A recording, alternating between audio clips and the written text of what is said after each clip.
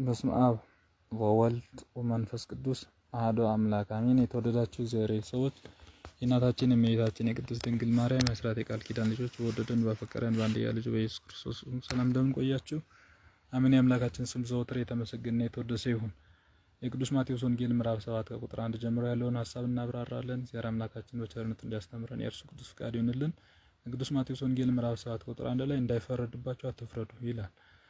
በምትፈርዱበት ፍርድ ይፈረድባችኋል፣ በምትሰፍሩት መስፈሪያ ይሰፈርባችኋል። ጌታችን የቅዱስ ማቴዎስ ወንጌል ምዕራፍ 7 ቁጥር 1 ከቁጥር 1 እስከ 2 ላይ አንደኛ ለምንድን ነው ማንፈርዱ ሲባል እኛ ፍጹማን ስላይደለን መፍረድ አይገባም። ሕግን የሚጠብቅ ነገር ግን ከአንዱ የሚሰናከል ማንም ቢኖር በሁሉ በደለኛ ይሆናል። አታመንዝር ያለውን ደግሞ አትግደል ብሏልና። ሕግን የሚፈጽም በነገር ግን በአንዱ የሚበድል ፍጹም አይደለም። ስለዚህ እኛ በአንዱ ፍጹም ብንሆን በአንዱ ፍጹም አይደለንም። ባለመስረቅ ብንታወቅ ባለመዘሞት ልንጠይቅ እንችል ይሆናል። ስለዚህ ፍጹማን አይደለንም። ስለዚህ ሙሉን ስለማንፈጽም ለምሳሌ 10 ብር ያለው ሰው ቢኖር 9ኙን ዘግቶ አንዱን ቢከብት ሌባ ይገባል፣ ይሰርቃል። እኛ ከ10 ሕግ ሙሉን ፈጻሚ አይደለን። ስለዚህ ሰው ሲሰርቅ ካየን እኛም ነገ ተራችን ሊሆን ይችላል፣ አናቅም። በዝሙት ደግሞ እኛ እናጠፋለን። ሌላው በሐሜቱ ሊሆን ይችላል። እኛ በዝሙቱ ጠንካራ ብንሆን፣ ባለመስረቅ ጠንካራ ብንሆን፣ ባለመዘሞት ጠንካራ ብንሆን፣ በሐሜት ደግሞ ልንበድል እንችላለን። ስለዚህ ፍጹማን ስላይደለን፣ ሁለተኛ ዛሬ ንጹህ ብንሆን ነገ ምን እንደምንሆን ስለማናቅ መፍረድ አይገባም። ሶስተኛ የህይወታቸው ፍጻሜ አናውቅምና ዛሬ የሚበድል ነገር ምን እንደሚሆን አናውቅምና ጳውሎስ ትላንት ገዳይ ነበር፣ ሐዋርያትን ያሳድድ ነበር፣ ቤተክርስቲያንን ይገድል ሲያሳድድ ነበር። አቃጣይ ቤተክርስቲያን አቃጣይ ነው። ቤተክርስቲያን የሚሰደደው ነው ቀጣዩ። ስለዚህ የሰውን ህይወት አናውቅ። ግብጻዊቷን ማርያም ለኢየሩሳሌም እኮ ለዝሙት ነበር ሄደችው። ግን የዝሙት ሄደችው ሴትዮ ኋላ ሐዋርያ ባህታዊ ሆነች። ሙሴ ጸሊም ተመለከት። ሙሴ ጸሊም እኮ አንድ በግ የሚበላ ሰው እሱ ተመልሶ መናኝ ሆኗል እያልኩኝ። ስለዚህ የነገ ህይወታቸውን አናውቅምና አንፈርድም። ባንፈርድ ሁለተኛ እግዚአብሔር እርስ በርስ እንድንዋደድ ስላዘዘን አንዱን ላይ እንድንወቃቀስ አይደለም፣ እንድንዋደድ ስላዘዘን። መፍረድ ደግሞ ከመዋደድ ይልቅ መዋደድን የጠላ ይሆናል። የሚወድ ሰው አይፈርድም። ይገርማችኋል። አሁን አንዲት እናትን የሚወድ ልጅ እናት ዝሙት አይፈርድባትም። የወጣ እናቴ እኮ ዘመናት አይደለም ስለወደዳት አይደለም። ስለዚህ ሌላውን የምንወድ ከሆነ የሌላውን ገመና እንሸፍናለን ነው። ሌላው ማርያን እንድንሆን ስለሚፈልግ እግዚአብሔር የሚምሩ ሕፃናት ናቸው ብሎ ቅዱስ ማቴዎስ ወንጌል ምዕራፍ 5 ላይ በቃ እንደዚህ ሰዎችን ኃጢአት ስንምር እኛም እንማራለን። የሰው ኃጢአት ላይ የምንፈርድ ከሆነ ይፈረድብናል። ሌላ ፍርድ የእግዚአብሔር ስልጣን ስለሆነ መፍረድ አይገባም። እንድንፈርድ የምንገፋፉ ምክንያቶች አንደኛ ትዕቢት ነው፣ ለራስ የተሻለ ቦታ መስጠት፣ እኛ ዳኞች ሌላው ወንጀለኛ። ሁለተኛ የራስ ኃጢአትን መርሳት ነው። ሶስተኛ አስመሳይነት ነው። አንተ ግብዝ ወንድም አይን ያለውን ጉድፍ ስለምን ታያለህ? በአይን ላይ ያለውን ምሰሶ ግን ስለምን አትመለከትም? ወይ ወንድምህ ከአይን ጉድፍ ላወጣ ፍቀድልኝ እንዴት ትለዋል? እነሆ በአይን ምሰሶ አለ። አንተ ግብዝ አስቀድመ አይን ምሰሶ አውጣ፣ ከዚያም በኋላ የወንድምህ አይን ጉድፍን ታወጣ ዘንድ አጥርተህ ታያለህ ብሎ ጌታችን ማቴዎስ ወንጌል ምዕራፍ 7 ከቁጥር 3 እስከ 6 ባለው ይሄንን አስተምሯል ማለት ነው። ስለዚህ ግብዞች ስለሆንን ነው የምንፈርደው ማለት ነው። ራስ ኃጢአት መርሳት፣ አስመሳዮች ስለሆን። ሌላው ፍቅር ማጣት ነው። ቅድም እንዳልነው ፍቅር ይታገሳል፣ ቸርነትን ያደርጋል፣ ፍቅር አይቀናም ይላል ቅዱስ ጳውሎስ አንደኛ ቆሮንቶስ ምዕራፍ 13 ቁጥር 4 ላይ።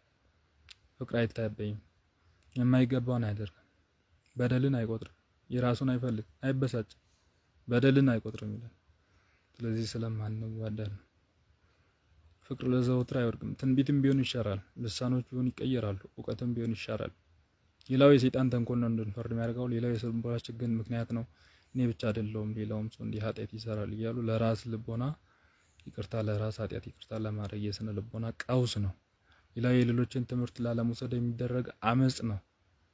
መልካም ነገር ትተን መጥፎ የምንለቅመው እየለቀምን የምንለው በእውነት ይሄ እንደ ዝንብ መሆን በጣም ዝንብ ቆሻሻ ቦታ ትመርጣለች። የምትውሉበትን ታውቃላችሁ። የሰው ኃጢአት ላይ የሚውል ሰው የሰው ኃጢአት ላይ የሰው ድካም ላይ የሚውል ሰው ዝንብ ነው። ኃጢአት እየረገጠ ነው የሚውል። እንዴት ከቁስል ላይ ሰው ይቆማል? ኃጢአት ቁስል እኮ ነው። ቁስል ላይ እግሩን አውጥቶ ይቆማል ሰው? ይጨፍራል እሱ ላይ? እና የስነ ልቦና ቀውስ ነው። ሌሎች ትምህርት ላለመውሰድ የሚደረግ አመጽ ነው። ጀማሪነት ጥቂት እውቀት ተቾች ብቻ እንድንሆን ያደርገናል። ሌላው መፍረድ ምን ያመጣል? እግዚአብሔር እንዳይምረን ሌሎች ኃጢአት በምሕረት ዓይን እንዳንመለከት ያደርገናል። በተመሳሳይ ኃጢአት እንድንወርቅ ያደርገናል። ሁለተኛ ሳሙኤል ምዕራፍ 12 ቁጥር 5 ላይ ዳዊት በዚያ ሰው ላይ እጅግ ተቆጥቶ ዮናታንን ሕያው እግዚአብሔር ይህንን ያደረገ ሰው የሙት ልጅ ነው፣ ይህንንም አድርጓልና አላዘንም። ስለ አንዲቱ በግ 4 ይመልሳል። እንግዲህ ያንን የሚፈርደው በራሱ ላይ ነው። ናታን መጥቶ ለዳዊት ናታን መጥቶ የነገረው የራሱን ኃጢአት ነበር። እርሱ ፈረደ። ስለ አንዱ ፈንታ 4 እጥፍ ይቀበል ብሎ ራሱ ላይ 4 እጥፍ አንድ ወታደር ባስገደለ ፈንታ ልጆቹ ሁለቱ እርስ በርስ ተገዳደሉ። አንደኛው ልጅ እህቱን ደፈረ። እርሱን የሚያሳድደው ነው። እንደዛ ሆኖ 4 እጥፍ ነው የከፈለውና መፍረድ ይኸው ዳዊት በራሱ ላይ ፈርዶ 4 እጥፍ ተቀብሏል። ሁለተኛ ሳሙኤል ምዕራፍ 12 ቁጥር 5 ላይ። ስለዚህ በተመሳሳይ ኃጢአት እንድንወርቅ ያደርጋል። የተጸነሰው ልጅ ሞተ። በኃጢአት የተጸነሰው ልጅ ማለት ነው። ትዕማርን አምኖን ደፈረ። አቤሴሎምን አምኖን ገደለ። አቤሴሎም ዳዊትን አሳደደ። ስለዚህ 4 እጥፍ ዳዊት ተቀብሏል። ስለዚህ በሰው ላይ መፍረድ በራስ ላይ ዕዳ መጨመር ነው። ምን እናድርግ? ከመፍረድ ኃጢአት ለመውጣት ሰዎች ድርጊት በጎ ምላሽን መስጠት። አሁንም እንደዚህ ስለሸጣችሁኝ አትዘኑ፣ አትቆረቆሩም። እግዚአብሔር ሕይወትን ለማዳን ከእናንተ በፊት ሰዶኛል። ዘፍጥረት 45:5 ላይ ይህን የተናገረው ዮሴፍ ነው። ወንድሞቹ የሸጡት በክፋት እንደሆነ ያውቃል ዮሴፍ። ግን እናንተ በክፋት አደረገ፣ እግዚአብሔር ለመልካም አደረገው። አሁን ስለዚህ እንደዚህ ስላደረጋችሁ አትቆረቆሩ። እግዚአብሔር ባወቀ ለሕዝቡ እንጀራ እንዳተርፍ ወይም ምግብ እንደሆናቸው እንጀራ እንዳዘጋጅላቸው ቀድሞ ወደዚህ ሰዶኛል ብሎ በመልካም የወንድሞቹን ክፉ ሀሳብ በመልካም ነው ዮሴፍ ያሰበው። እንደዚህ ለሰዎች ድርጊት በጎ ምላሽ መስጠት። ሌላው በሰዎች ላይ ያለ መልካም ነገሮችን ማሰብ። ሰው ሁሉ ጊዜ ክፉ አይደለም። እድሜ ልክ ክፉ የሚሆን ፍጡር ሰው አይደለም። ሰው የሚጸጸት ነው። ነገ ከነገ የሚሻሻል ነው። በቃ እንደዚህ ክፉ አድርገን እድሜ ልክ ክፉ ጭራቅ አድርገን ሰውን ማሰብ የለብን። ሌላው ወደ ክፉ አለመውሰድ፣ የተደረገውን ክፉ የሚመስሉ ነገሮች በበጎ መመልከት። ሌላው ለመስማት እድል ማለመስጠት። ሌላው እግዚአብሔር የእኛን ኃጢአት እንደሚሸፍን ማሰብ። ያቺ ዘማ ሴት ፍርድ ይፈረድ ዘንድ ጌታችን ጋር ያመጡ ዮሐንስ ወንጌል ምዕራፍ 8 ከቁጥር 8 ጀምሮ ያለችው ሴት በእውነት ሰዎቹ ፈርዶ ነው ያመጡት፣ ግን እሷ በሰዎች ላይ አልፈረደችም። ልክ ጌታችን ዝቅ እንዳለ ሰዎቹ ጠፉ እርስ በርስ የተጻፈውን አይተው። እርሷ ግን ጌታችን ሲነሳ የት ሄዱ ከሰዎች አላዩአቸው፣ ከቶም አላውቅም ያለ። እንግዲህ እነሱ ከሰዋት ፍርድ አደባባይ አምጥቷት፣ እሷ ግን እነሱን አልከሰሰች። በዚህ ሂዶ ነበር አላለች። አንቺ ካልከሰሽ አንቺ ላይ አልፈረድሽ፣ አንቺ ካልፈረድሽ ሌላው ላይ ካልፈረድሽ አንቺ ላይ አልፈርድብሽ፣ በሰላም ወደ ቤትሽ ሂጂ ብሎ ጌታ ነፃ ለቋታል። ስላልፈረደች ብቻ። ይገርማችሁ፣ ኃጢአቷን የማረው ስላልፈረደች። ይህን ማሰብ እንችላለን። እና እግዚአብሔር እንዲምረን ይቅርታ እንዲያደርግልን ሰዎችን ኃጢአት ይቅርታ ማድረግ ወይም ምህረት ማድረግ ይገባል። ሌላው እይታ ከሰው እንደሚለይ መረዳት። እኔም አላውቀው አለ ብሎ ማሰብ። ሌላው በትክክል የተፈጸመ ነገር ላይሆን ይችላል ብሎ ማሰብ ከመፍረድ ያድነናል። ሌላው ቅዱስ ማቴዎስ ወንጌል ምዕራፍ 6 ላይ በእግራቸው እንዳይረግጡ ተመልሶ እንዳይነክሷቸው የተቀደሰውን ለውሾች አትስጡ፣ እንቆቻችሁንም በራዮች ፊት አትጣሉ አለ። እንግዲህ ይህንን ስንመለከት ውሻ የተባሉ 5 ነገሮች እንደሆኑ ራዕየ ዮሐንስ ምዕራፍ 22 ከቁጥር 15 ላይ ይናገራል። አንደኛ አስማተኞች፣ ሁለተኛ ነሴሰኞች፣ ሶስተኛ ነፍሰ ገዳዮች፣ አራተኛ ጣዖትን የሚያመልኩ፣ አምስተኛ ውሸትን የሚወዱ የሚያደርጓት፣ እነዚህ ውሻዎች ናቸው።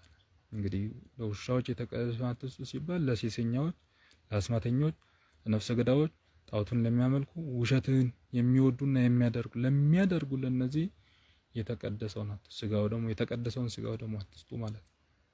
በእግራቸው እንዳይረግጡ ተመልሰው እንዳይነሷቸው የተቀደሱን ለውሾች አትስጡ። የቅዱስ ማቴዎስ ወንጌል ምዕራፍ 7 ቁጥር 7 ላይ ለምኑ ይሰጣቸዋል፣ ፈልጉም ታገኛላችሁ፣ ወንጌልን አንኳኩ ይከፈትላችኋል፣ የሚለምን ሁሉ ይቀበላል፣ የሚፈልግ ያገኛል፣ መዝጊያን የሚያንኳኳ ይከፈትለታል ይላል። ይህንን በምሳሌ ሲናገር ወይስ ከእናንተ ልጁን እንጀራ ቢለምነው ድንጋይ የሚሰጠው እናንተ ማን ነው? አሳ ቢለምነው እባብ የሚሰጠዋልን? እንኪያስ እናንተ ክፉዎች ስትሆኑ ለልጆቻችሁ መልካም ስጦታ መስጠት ካወቃችሁ ሰማይ ያለው አባታችሁ ለሚለምኑት እንዴት አብልጦ መልካም ነገር አይሰጣቸውም? እንግዲህ ሰዎች ሊያደርጉላቸው የምትወዱትን እናንተ ደግሞ እንደዚሁ አድርጉላቸው፣ ሕግን ነቢያትንም ይህ ነውና። እንግዲህ ለምንድን ነው አምላክ የሚዘገየው? ጸሎታችን ለምን ቶሎ አይመልስልን ሲባል አንደኛ የፍርዱ ጽዋ እስከሚሞላ ድረስ አምላክ ጸሎታችንን ያዘገያል። ራዕየ ዮሐንስ ምዕራፍ 6 ቁጥር 10 ላይ በታላቅ ድምፅ ጮህ፣ ቅዱስና እውነተኛ ጌታ እስከ መቼ አትፈርድብንም? ደማችን በምድር በሚኖሩ እስከ መቼ አትበቀልም አሉ። ለእያንዳንዳቸው ነጭ ልብስ ተሰጣቸው፣ እንደ እነርሱም የሚገደሉ ዘንድ ያላቸው የባሪያዎች ልጆቻቸው ወንድሞቻቸው ቁጥር እስኪፈጸም ድረስ ገና ጥቂት ዘመን እንዲያርፉ ተባለላቸው ይላል። ስለዚህ ጸሎት ስንለምን ቶሎ የማይመለስልን ነገር ካለ ቶሎ ያልተመለሰላቸውን ለነዚህ ለ144,000 ህፃናት ለተገደሉ ለነዚህ ጌታችን የጸሎታቸው ውጤት እንደናንተ የሚገደሉ አሉና ዘግዩ፣ የፍርዱ ጽዋ ስላልሞላ አምላክ ልመና ቶሎ አይመልስም። ሌላው ልመናችን የማይጠቅም ሲሆን አምላካችን አይመልስም። ማቴዎስ ወንጌል ምዕራፍ 20 ቁጥር 20 ላይ በዚያ ጊዜ የዘብዴዎስ ልጆች እናት ልጆቿ ጋራ እየሰገደች አንድ ነገር እየለመነች ወደ እርሱ ቀረበች። እርሷም ምን ትፈልጊያለሽ አላት። እርሱም እነዚህ ሁለቱ ልጆችን በቀኝ አንዱን በግራ በመንግስት እንዲመጣ አለችው። ለምን ጊዜ ጸሎት የማታቆሎ እኛ እንግዲህ ለሞት እንደኔ እንጸልያለን፣ ስለማናቅ ማለት ነው። ሳናቅ ሞት እንጸልያለን። እቺ ሴት ለልጆቿ ሳታቅ ሞት እንጸልያለች። በክብር መጣ ጊዜ ማለት በተሰቀልክ ጊዜ ነው። በተሰቀለ ጊዜ ደግሞ በቀኝና በግራ የሚሰቀሉት ወንበዴዎች ናቸው እንጂ ልጆቿ ሊሆኑ አይችሉም። ይህን ሳታቅ ለልጆቿ ሞትን ለመነች። ስለዚህ እኛ ሳናቅ ኃጢአትን ወይ ሞትን ለኛ ልንለምን ስለምንችል የሚጠቅመንን ሲሆን እግዚአብሔር ይሰጣል። ሌላው በኃጢአት ምክንያት ልመናችን አይሰማልን። ሁለተኛ ነገሥት ምዕራፍ 23 ቁጥር 4 ላይ ደግሞ ካህኑ ኬልቅያ በእግዚአብሔር ፊት ባገኘው መጻሕፍት የተጻፈውን የሕጉን ቃል ያጸና ዘንድ መናፍስትም፣ ጠሪዎችን፣ ጠንቋዮችን፣ ተራፊምና ጣዖታትን በይሁዳ አገርና በኢየሩሳሌም የተገኙ ርኩሰት ሁሉ ኢዮስያስ ያስወገደ፣ እንደ ሙሴም ሕግ ሁሉ በፍጹም ልቡ በፍጹም ነፍሱ በፍጹም ኃይሉ ወደ እግዚአብሔር የተመለሰ እንደ እርሱ ያለ ንጉሥ ከእርሱ አስቀድሞ አልነበረም፣ እንደ እርሱ ያለ ንጉሥ ከእርሱም በኋላ አልተነሳ። ነገር ግን ምናሴ ስላስቆጣቸው ነገር ሁሉ እግዚአብሔር በይሁዳ ላይ ከነደደው ታላቅ ቁጣ ትኩሳት አልተመለሰም ይላል። ስለዚህ በኃጢአት ምክንያት እግዚአብሔር ልመናችንን ያዘገይብናል ማለት ነው። እነዚህ እስራኤላውያን ከበደሉት በደል እግዚአብሔር እስኪመለሱ ድረስ ዘግይቶባቸው ነበረ። ጸሎታቸውን ቶሎ አልሰማላቸው፣ አልመለሰላቸው። ስለዚህ ከኃጢአት ሰው ሲመለስ እግዚአብሔር ምሕረትን ያደርጋል፣ ጸሎትን ይቀበልና ይመልሳል። ሌላው ከፍታ የምንወጣ እርሱ በእርሱ ኃይል መሆኑን እንድናውቅ በቃ የሆኑ መከራዎች ሲገጥሙ ረዳት እንደሌለ፣ ደካማ እንደሆን፣ ብቸኛ እንደሆን እንዳናስብ የሚረዳን እርሱ እንዳለ ኃይሉን እንድናቅ አምላካችን ቶሎ አይመልስልን። ትንቢተ ዳንኤል ምዕራፍ 3 ቁጥር 23 ላይ ይህንን ነው የሚናገረው። ሶስቱ ሰዎች ሲድራቅና ሚሳቅ አብደናጎ ታስረው ወደ እሳት እስኪጨመሩ ድረስ ዝም አለ። እሳቱ ሲቀጣጠል ዝም፣ እሳቱን ቆርጦ እንጨቱን ሲያመጡ እንጨቱ ሲደርቅ ዝም፣ ወደ እሳት ሲጥሉ ዝም። ከዛ በኋላ ከተጣሉ በኋላ ግን እግዚአብሔር አዳነ። የእግዚአብሔር ጊዜ እንዳለ መረዳት እንችላለን። ወደ ጸሎታቸው ወዲያው ሰምቶ ከእሳቱ ከመንደዱ በፊት አላዳናቸውም። እግዚአብሔር እንዳዳነ ኃይል እንደሚሆን ለማሳየት እሳቱ ከነደደ በኋላ ከተጣሉ በኋላ አዳናቸው። ሌላው ወዳጆቹን መታመን እንዲገለጥ አምላካችን በቃ ለምነን ብናጣም ደግመን ለምነን እርሱ ጋር ጸንተን እንድንኖር ስለሚፈልግ እግዚአብሔርን ያደርጋል። ኢዮብ 1:8 ላይ እግዚአብሔርም ሰይጣንም በሆኑ ባሪያን ኢዮብን ተመለከተ ሆነ በምን እንደሱ ፍጹምና ቅን እግዚአብሔር የሚፈራ ክፉ ነገር የራቀ ሰው የለም ብሎ ታመነ በወዳጁ በኢዮብ። ስለዚህ እስከዛ እስከምንታመን ድረስ እግዚአብሔር ጸሎት ቶሎ ላይመልስልን እንጂ የተቆረጠ ተስፋ የሚቀጥል መሆኑን እንዲታወቅ አምላካችን አንቺ ሴት ከአንቺ ጋር ምን አለኝ ጊዜ ገና አልደረሰም ነው ዮሐንስ ወንጌል። ጭላጭ ላይ ተጨምሮ ቢሆን ተአምሩ እውነት አይባልም ነበር። እሱ በቃ ጭላጭ ላይ ስለተጨመረ ነው ይባል ነበር። ሙሉ ጠርጎ እስከሚወጣ ድረስ አምላካችን ታግሶ ነው ያለቀን ተስፋ የተቆረጠን ተስፋ ነው ያስቀጠረው። ሌላው ትዕቢተኞች እንዳንሆን አምላካችን ጸሎት ቶሎ ወዲያው አይመልስልንም ማለት ነው። እግዚአብሔር ጊዜን ፍላጎትን መፈጸሚያ ብቻ አድርገን እንዳናስብ በቃ ሲቸግረን መተን ምንጠይቅ ብቻ እንዳንሆን አምላካችን ቶሎ አይመልስልንም። ሌላው እግዚአብሔር ምድር ብቻልም የሰማይ ዜጎች መሆናችን እንዳንረሳ ነው ጥያቄያችንን ቶሎ የማይመልስልን። በቃ የምድራዊ ነገር ብቻ እየተመለሰልን ብንሆን ምድራዊ ብቻ ሆነን እንድንቀር ነበር። አምላካችን ይህን ስለሚያውቅ ቶሎ ጥያቄያችን መልሶ ጥያቄውን ቶሎ አይሰጥልንም ማለት። ስለዚህ የሚያንኳኳ ሁሉ ይከፈትለታል፣ ግን ሁሉ መልስ ያገኛል። ሁሉ መልስ የሚያገኘው የሚጠቅመው ከሆነ እንደሆነ ልንረዳ፣ ከዚህ መነሻነት እግዚአብሔር ጸሎትን ሊያዘገይ እንደሚችል ልንረዳ ይገባል። የቅዱስ ማቴዎስ ወንጌል ምዕራፍ 7 ቁጥር 13 ላይ በጠበበው ደጅ ግቡ፣ ወደ ክፋት የሚወስደው ደጅ ሰፊ ነው፣ መንገዱም ትልቅ ነው፣ ወደ እርሱ የሚገቡ ብዙዎች ናቸው። ወደ ሕይወትም የሚወስደውን ደጅ ጠባብ ነው፣ መንገዱም የቀጠነ ነው፣ የሚያገኙትም ጥቂቶች ናቸው አለ። የጠበበው ደጅ የተባለው ሃይማኖት ነው። ወዳጆች ስለምንካፈለው ስለመዳናችሁ ጽፍላችሁ ዘንድ እጅግ ተግቼ ሳለሁ ቅዱሳን አንድ ጊዜ ፈጽሞ ስለተሰጠ ሃይማኖት እንድትጋደሉ እየመከርኳችሁ ጽፍ ዘንድ ግድ ሆነብኝ። እንግዲህ ተጋድሎ አለ ማለት ነው። ተጋድሎ ያለው ደግሞ በጠበበ ደጅ ለመግባት። ስለዚህ የጠበበ ደጅ የተባለ አንደኛ ሃይማኖት፣ ሁለተኛ መልካም ምግባር ነው። ምጽዋት፣ ጾም፣ ጸሎት የጠበበ ደጅ ነው። ለመስጠት ይከብዳል። ለመጾም ይከብዳል። ጸሎት ለማድረግ ይከብዳል።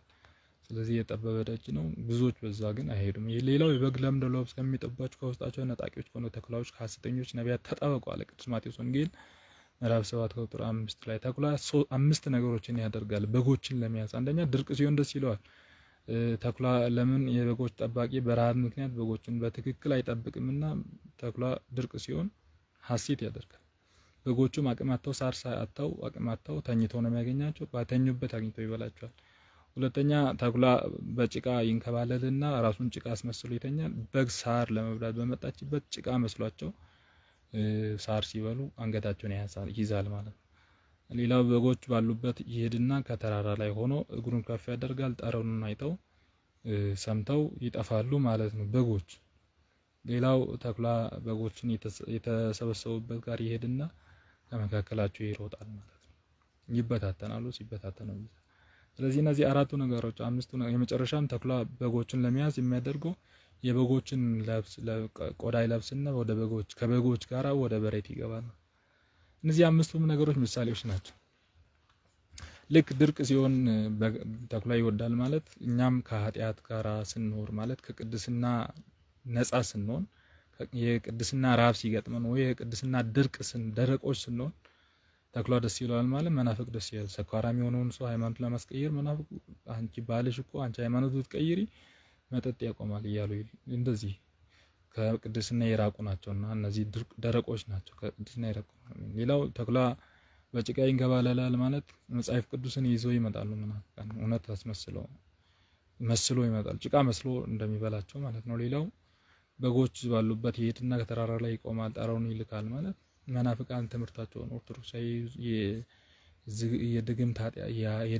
የድግምት ሃይማኖት እንደሆነ ሰዎችን በድግምት እንደሚያሳይ እንደዚህ በቃ አንዱን በሟርት እንደሚኖሩ አድርጎ ያስተምራሉ። ከዛ በኋላ በጎች ይበተናሉ ማለት ነው። ጠሩን ሰምተው እንደሚበተኑ ውሃ በትክክል እንደማይጎነጩ ሳር እንደማይነጩ እኛም ቃል እግዚአብሔር ከመስማት እንርቃለን፣ ከቤተ ክርስቲያን እንርቃለን፣ እንበተናለን ማለት ነው። ሌላው በጎቹ አሉበት ይሄድና ተኩላ በጎቹ የተሰበሰቡት ጋር ይሄድና በመካከላቸው ይሮጣል ማለት ህብረቱ እንዳይኖር ያደርጋል። ተኩላ ህብረቱ ካለ ለብቻ አንዷን መያዝ አይችልም። እዛ ይወትንና እዛ በኋላ ይይዛል ማለት ነው።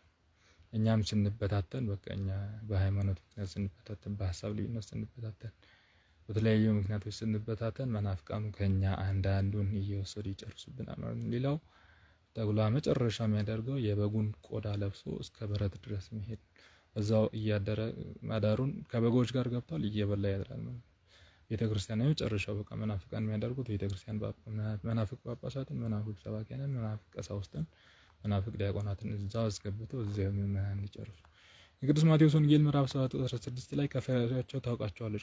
ከሾህ ወይን ከኩርንችትም በለስ ይለቀማልን? እንግዲህ መልካም ዛፍ ሁሉ መልካም ፍሬ ያደርጋል፣ ክፉ ዛፍም ክፉ ፍሬ ያደርጋል። መልካም ፍሬ ማፍራት ወይም ክፉ ፍሬ ማፍራት አይቻለውም።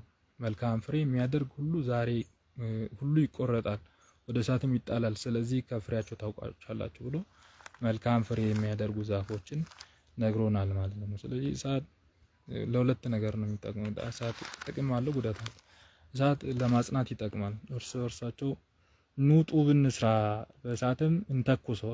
ጭቃውን አንዲት ሴት ጭቃ ለውሳ ጀበና ሰርታ በእሳት ትተኩሳለች እንዲጸና ማለት ነው። ልክ እንደዛው እሳት ይጠቅማል፣ ያጸናል። እሳት ለብርሃን ይሆናል። እሳት ማቴዎስ ወንጌል ምዕራፍ 25 ቁጥር 1 በዚያን ጊዜ መንግስተ ሰማያት መብራታችሁ ይዘው ለሙሽራ ሊቀበሉ ይወጡ 10 ቆነጃጅት ትመስላለች ብሎ ብርሃን እንደሚሰጥ ተናግሯል ማለት ነው። ሌላው እሳቱ ጉዳቱ እሳተ ገሞራ አለ፣ ያጠፋል፣ መሬትን ይጎዳል። እሳተ ገሞራ እህል በምርት በትክክል ምርት እንዳትሰጥ ያደርጋል። ሌላው የዘላለም እሳት ያቃጥላል፣ ያጠፋል፣ ያወድማል።